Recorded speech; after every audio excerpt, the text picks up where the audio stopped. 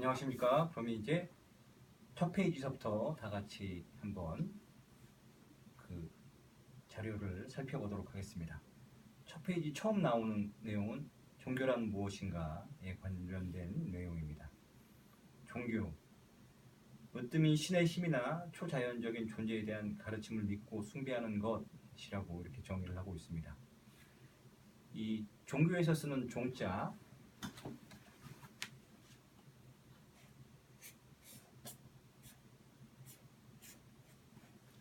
이 종자는 근본을 이야기합니다.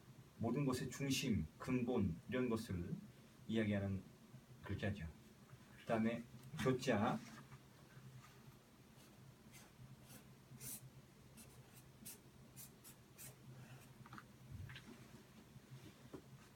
이 교자는 가르침을 뜻하는 글자입니다. 그래서 종교는 모든 것의 근본이 되는 가르침, 곧 삶의 근본과 도리에 대한 가르침을 종교라고 한다고 이해할 수 있습니다. 이 참 종교가 되기 위해서 몇 가지 조건이 있습니다.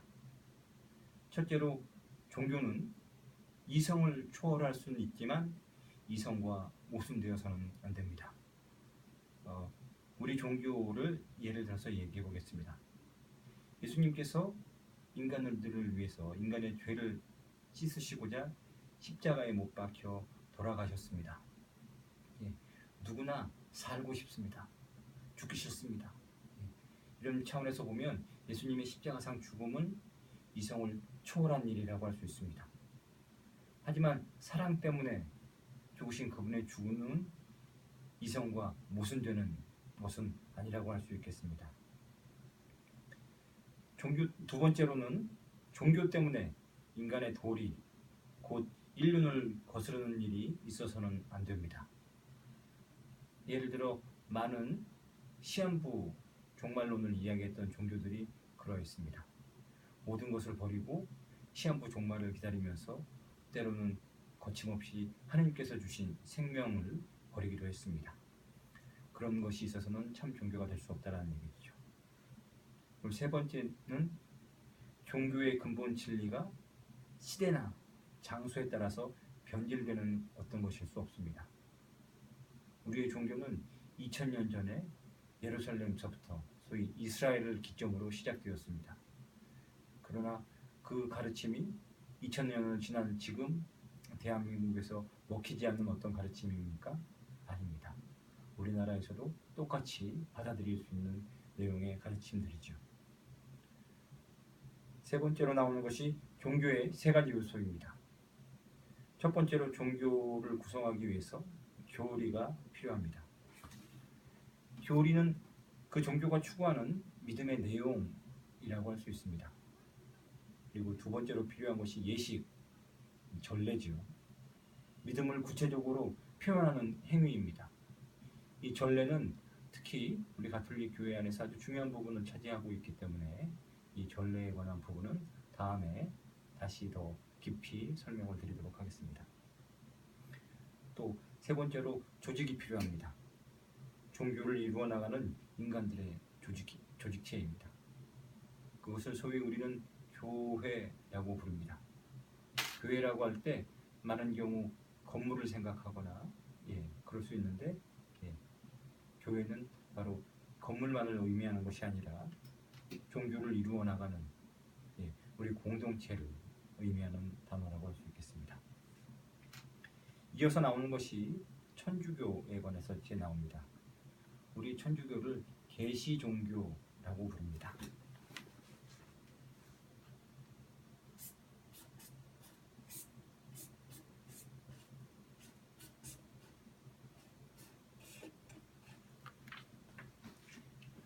계시, 열 개자와 보일 시자입니다. 이 계시라는 말은 숨겨져 있는 것을 나타내 보여준다라는 뜻입니다. 그래서 우리 천주교를 계시 종교라고 하는 것은 보이지 않는 하느님을 우리가 볼 수 있게 해주고 하느님을 드러내주는 종교이기 때문에 계시 종교라고 하죠. 종교에는 크게 계시 종교와 자연 종교, 이것도 한자로 쓸 줄 압니다. 하지만 그냥 한글로 자연 종교로 나누어집니다. 계시 종교의 특징은 절대자를 믿고 따른다는 데 있습니다. 그래서 우리가 대표적으로 아는 계시 종교는 그리스도교, 소위 천주교, 개신교, 성공의 여러 이런 그리스도교 그리고 이슬람권에 있는 그런 종교들이 바로 어떤 계시 종교입니다. 유다교도 그런 차원에서 계시 종교라고 할 수 있죠. 자연 종교는 이 절대자에 대한 개념이 되게 없다고 할 수 있습니다. 소위 우리가 부처님 오신 날 어떻게 인사합니까? 성불하십시오라고 인사합니다. 그 성불하십시오라는 그 뜻은 이룰성 부처 불자를 붙여서 부처가 되십시오. 우리가 하느님이 되지는 않지 않습니까? 우리 계시 종교는. 그런데 이들은 성불하십시오라는 뜻은 너도 부처님의 가르침에 따라서 잘 살면 너도 부처처럼 될 수 있어라는 그런 이야기죠. 그래서 대표적인 자연 종교 중에 우리가 잘 알고 있는 불교가 있고요. 우리가 예전에 배운 도교, 그런 종교들이 바로 자연 종교라고 이야기할 수 있습니다. 그래서 우리 천주교는 계시 종교다. 그래서 그 교재에 나와 있는 그 부분은 읽어보시면 될 것 같습니다. 세 번째로 나오는 것이 계시란 무엇인가라는 부분입니다.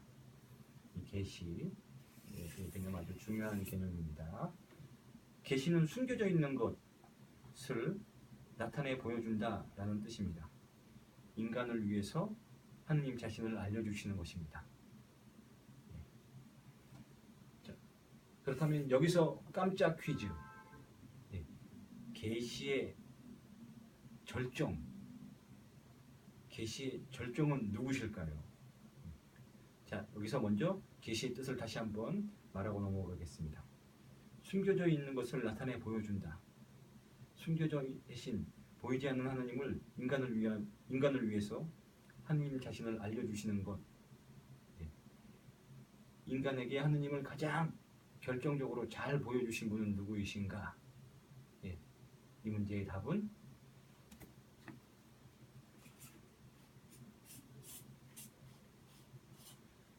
예수님이십니다.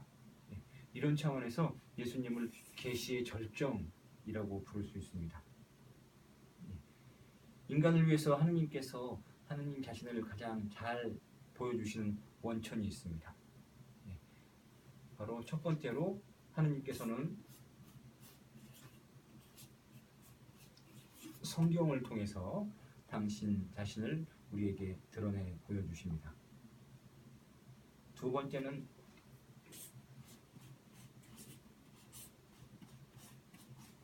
성전입니다. 이때 전자는 집을 이야기하는 전자가 아니라 전승을 뜻하는 전자입니다. 그래서 그 거룩한 전통을 이야기하는 거죠. 그래서 특히 개신교와 우리 천주교의 차이점은 여기에 있다고 할 수 있습니다. 우리는 계시의 원천으로 성경과 성전을 이야기합니다. 하지만 개신교에서는 성전을 중요시 여기지 않습니다. 오로지 성경만을 계시의 원천으로 받아들입니다. 이제 네 번째로 나오는 것이 성경에 관련된 이야기입니다. 성경은 문자 그대로 거룩한 책, 거룩한 경전 이런 뜻입니다. 곧 하느님께서 당신을 인간에게 드러내시는 계시의 책으로서 인간에 대한 구원과 사랑을 담은 책입니다. 성경이 쓰인 가장 중요한 목적은 예수님께서 오시기로 되어 있는 메시아시며 하느님의 아드님이심을 여러분이 믿고 또 그렇게 믿어서 그분의 이름으로 생명을 얻게 하려는 것이다 라고 요한복음 20장 31절이 우리에게 가르치고 있습니다. 이 성경은 다시 구약 성경과 신약 성경으로 나뉘죠. 구약 옛 계약입니다.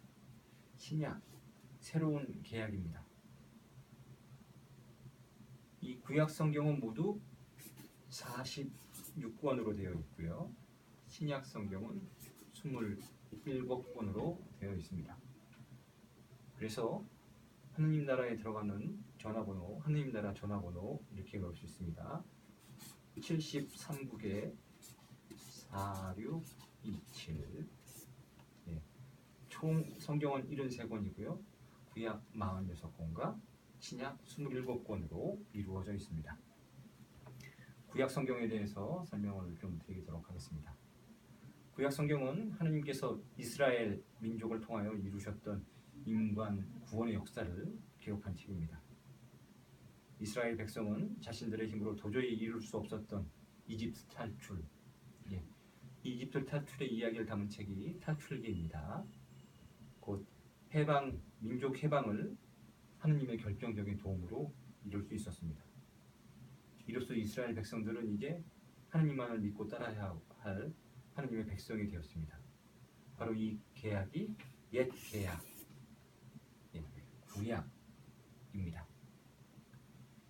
신약은 하느님께서는 이 구약에 보여주신 구약의 계시를 통해서 이스라엘 민족과 맺으신 계약을 이제 확대하십니다. 그래서 모든 민족을 이제는 이스라엘 민족뿐만이 아니라 예수 그리스도를 믿는 모든 민족을 상대로 새로운 계약, 새 계약을 맺으시겠다고 약속하십니다.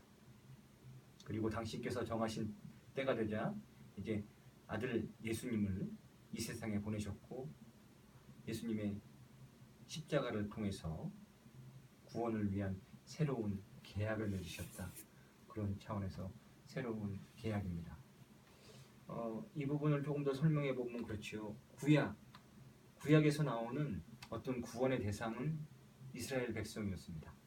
이제 신약에서는 이스라엘 백성뿐만이 아니라 예수 그리스도를 믿는 모든 이들 확대가 되었죠. 확대가 된 것이라고 할 수 있습니다.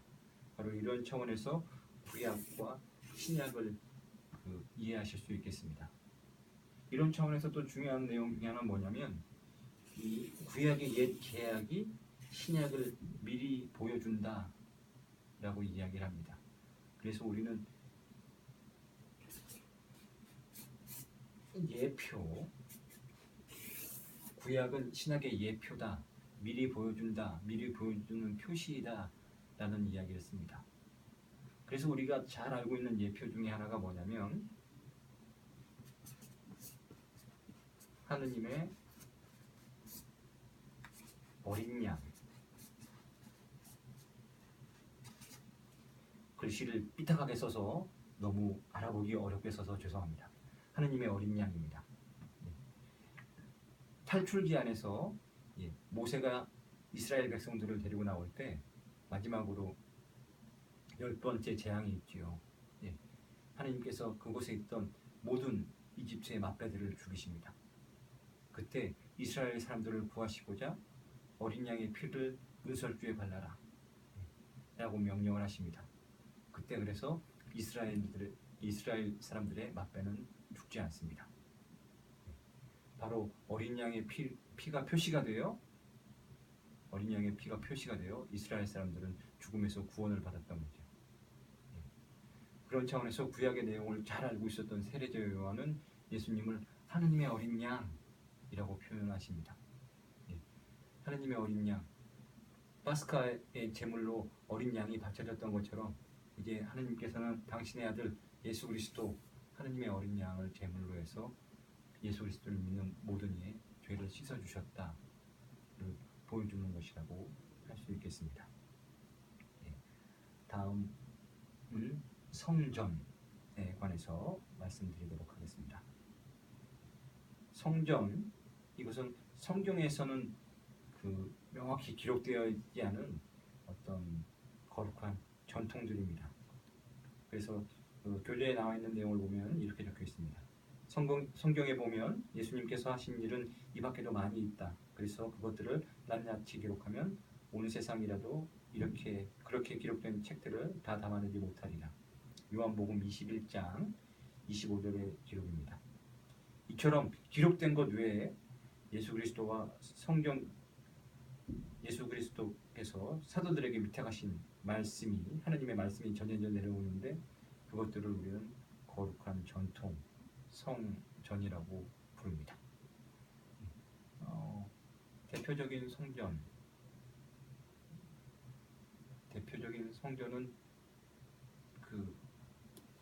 저는